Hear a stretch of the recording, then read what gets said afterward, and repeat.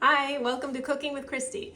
Today I'm going to be making a chicken stew with rutabaga.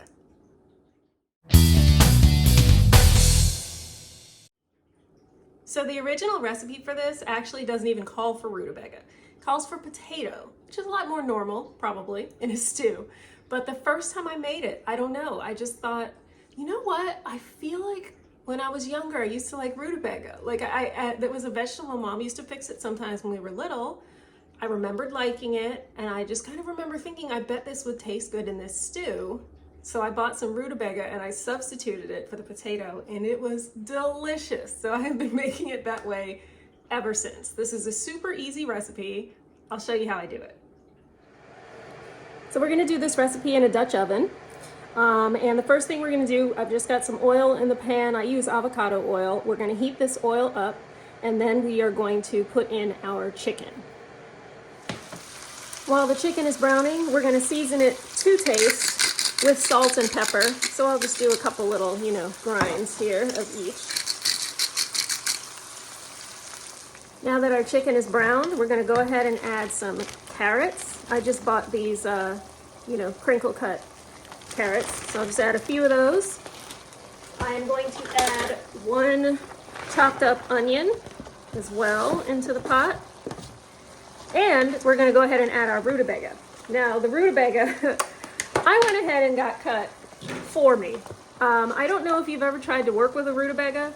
They are very hard, very hard to cut. The first time I did this, I peeled and chopped the rutabaga myself, and I did not enjoy that at all. So this time, my grocery store offers a service they call Pick and Prep, where they will, you can give them produce and they will chop it up for you. So I took advantage of that service and got my rutabaga chopped. So just have, some nice chunks of rutabaga, little,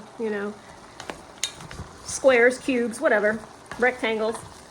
And we're gonna let the onion, carrots, and rutabagas cook for a little bit, just for a few minutes to get those onions kind of more softened before we start adding the liquid to the pot.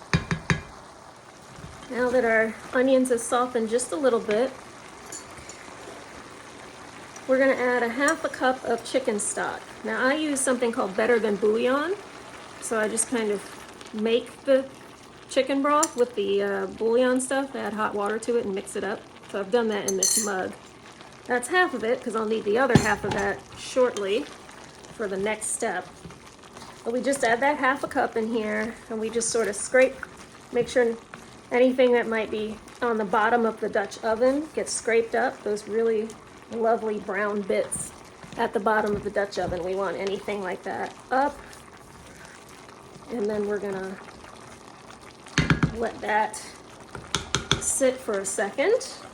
In the meantime, I'm gonna take this and I'm gonna add a little bit of flour to this, and then add the rest of this cup of stock into our dish.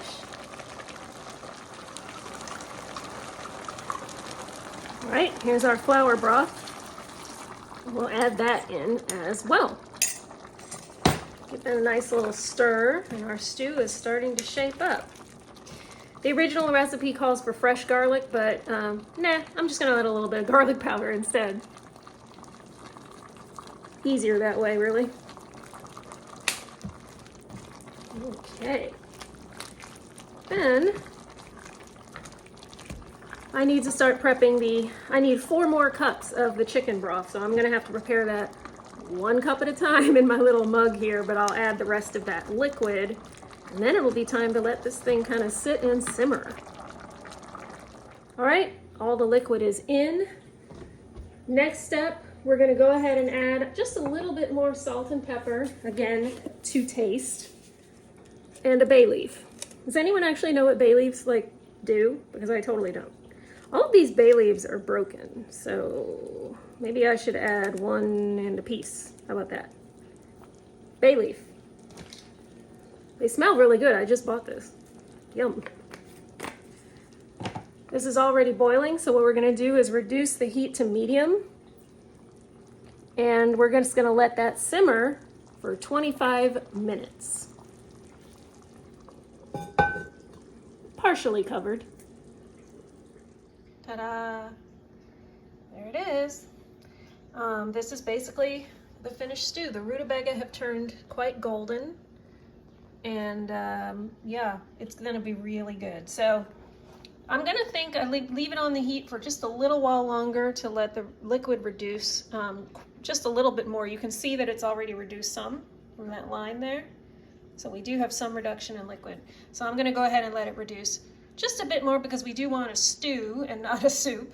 But it is sort of soupish. It will still be a bit, you know, liquidy based on, you know, how I've had it before.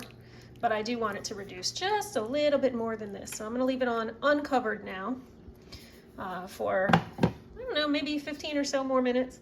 And then I'll turn the heat off and let it cool and dish it up. But our chicken stew with rutabaga is done, mostly.